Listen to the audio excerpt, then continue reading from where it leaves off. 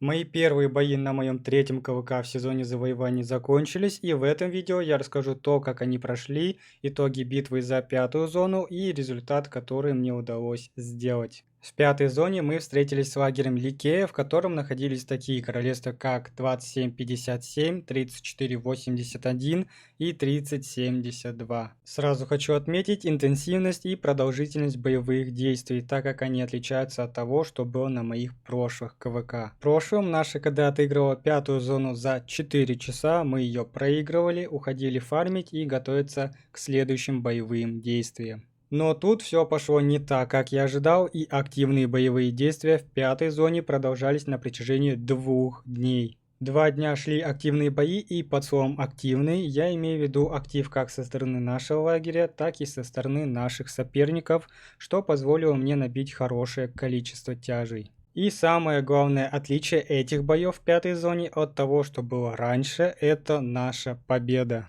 Мы смогли выиграть и забрать пятую зону себе, набив хорошее количество КП и, соответственно, забрать все имеющиеся здания и награды за них в этой зоне. Также хочу отметить победу наших союзников и вот рейтинг королевств по набитому КП за пятую зону. Давайте же пройдемся подробнее по дням активных боевых действий, следуя следующим пунктам. Первая длительность боевых действий – это то, сколько времени я провел на поле боя.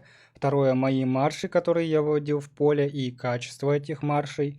Третье – это отчеты и размены, которые мне удавалось сделать. И четвертое – то, сколько тяжей мне удалось сделать за первый и за второй день боевых действий. В первый день боевых действий я отвоевал 4 часа, это один фиолетовый расшир.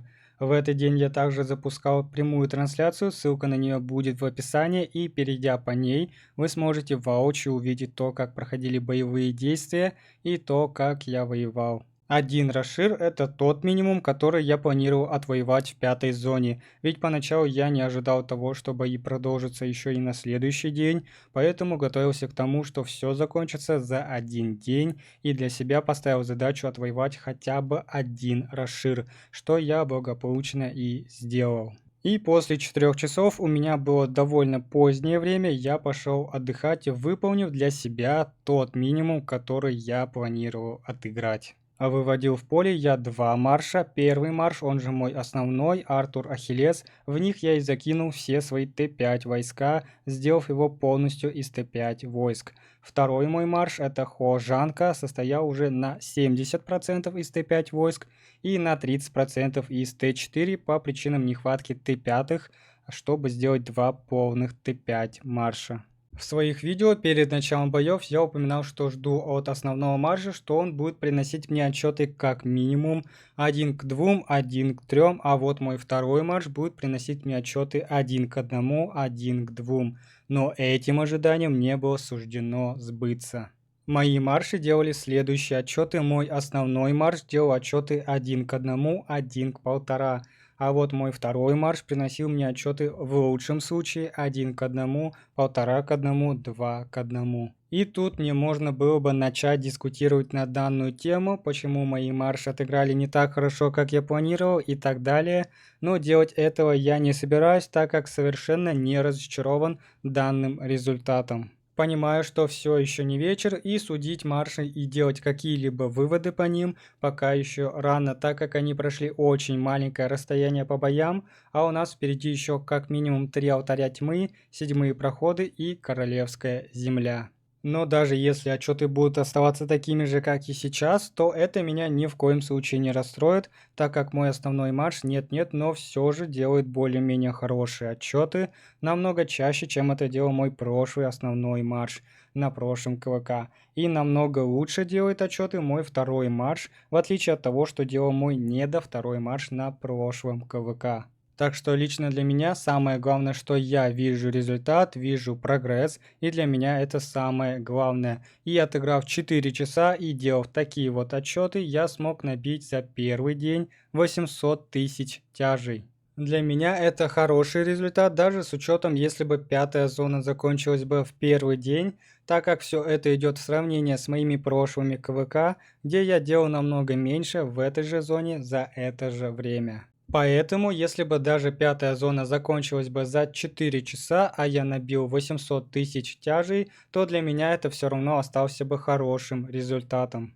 Второй день боевых действий для меня оказался сюрпризом даже тот факт, что не только соперники, но и мы сами не закончили воевать в пятой зоне. И во второй день я отыграл уже 2,5 расшира, это один полный расшир и 2 часа от полного расшира. Выводил я также 2 марша, не меняя постановку командиров, но изменив очень важное в армии, а именно начал миксовать войска, добавляя Т4. Так как в первый день я выводил 2 марша полностью Т5, то при получении отчетов 1 к 1, 1 к 2, это сильно било по ресурсам и по ускорениям. Если бы я продолжил выводить 2 марша Т5, то мои ресурсы закончились бы уже в первой боевой зоне. А я напоминаю, что впереди у нас еще 3 алтаря, 7 проходы и, конечно же, Королевская земля. Отчеты не поддались каким-то сильным изменениям, но могу отметить несколько достаточно хороших отчета, сделанные моим основным маршем благодаря навыкам Пантеона, а именно Пантеон Афины, который позволяет лечить войска. Мой отряд дольше находился в поле и, соответственно, это давало возможность дольше сражаться. Также стоит отметить мою сосредоточенность, так как я не вел прямую трансляцию, то я мог полностью сосредоточиться на битве, что позволяло мне лучше контролировать свои марши. Плюс ко всему, второй день боевых действий выпал на выходной день, так что у меня было просто больше времени, чтобы отвоевать в поле. И за второй день боев за 6 часов я смог набить 1 миллион 200 тысяч тяжей. И общий итог таков, что пятую зону наш лагерь выиграл. За 2 дня боев я набил 2 миллиона 100 тысяч тяжей. Отыграв 2,5 расшира, это 9 часов примерно, потратив на это 2 лярда ресурсов, больше всего ушло кукурузы и плюс-минус 60 дней ускоров. Теперь переходим к следующей небольшой теме данного видеоролика, а именно возможный ивент обмена командиров. И я составил два плана на это событие. Первый план А, если все-таки обмен командиров состоится, и план Б, если все-таки ивента обмена не будет. Начнем с плана А, и в общем ивент обмена командиров я хочу использовать, чтобы усилить свои уже существующие 2 марша кавалерии, а не для того, чтобы создать третий марш. Так как я понял, что мне сейчас важно именно качество, а не количество, ведь лучше иметь уже 2 марша, но которые будут стабильно тебе приносить отчеты 1 к 2, 1 к 3,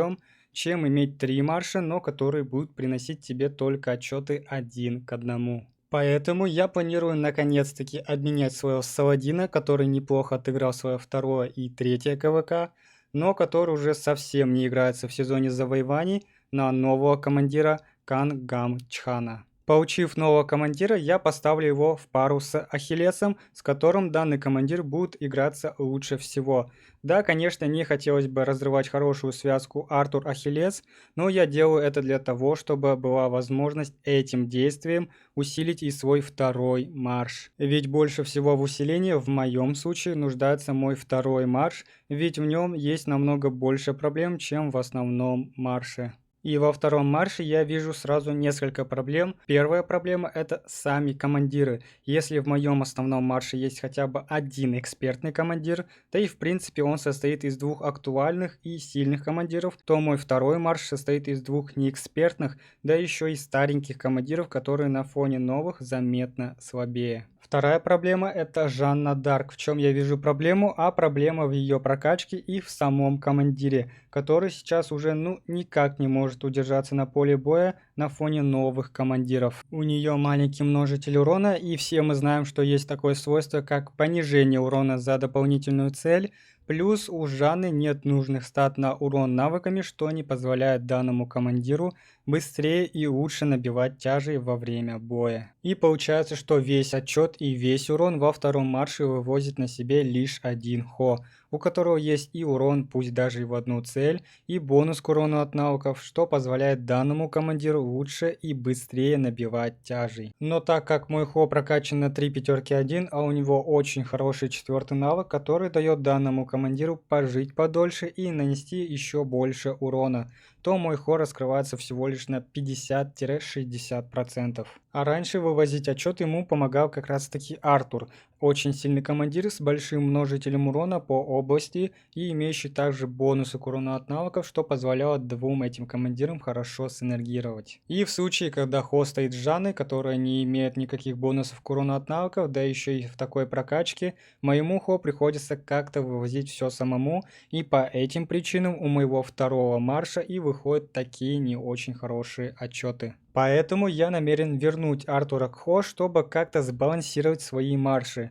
Ну и в таком случае у нас остается Жанна, которую я также планирую обменять на обмене и взять себе командира другого типа войск, а именно лучников, а еще точнее Ценя. Но, конечно, в приоритете у меня будет получение Канганчхана. Будем надеяться, что разработчики услышат нас и в виде подарка на Новый год ведут нам ивент обмена командиров. Если же все-таки ивент обмена не состоится, то у меня остаются мои два марша. Это Артур Ахиллес и Хо Жанна. Тогда мои ближайшие цели — это первое — сделать экспертным Ахиллеса. Второе — доделать полностью легендарное снаряжение второму маршу и создать снаряжение КВК для первого марша. Третье — это сделать экспертным Хо, так как у данного командира очень сильный четвертый навык и игнорировать его невозможно. И в этом случае у меня также остается моя Жанна, в которую я не планирую вкладывать золотые головы, а возможно буду ждать следующего нового командира кавалерии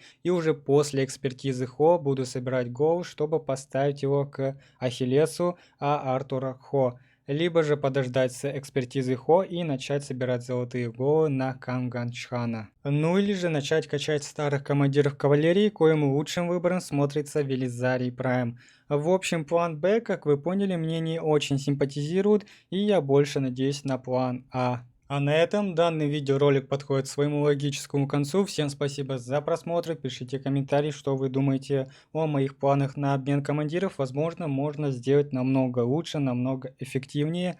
И на этом данный видеоролик заканчивается. Всем спасибо за просмотр. Не забывайте подписаться на канал, чтобы не пропустить ничего интересного в жизни фри-то-плей игрока.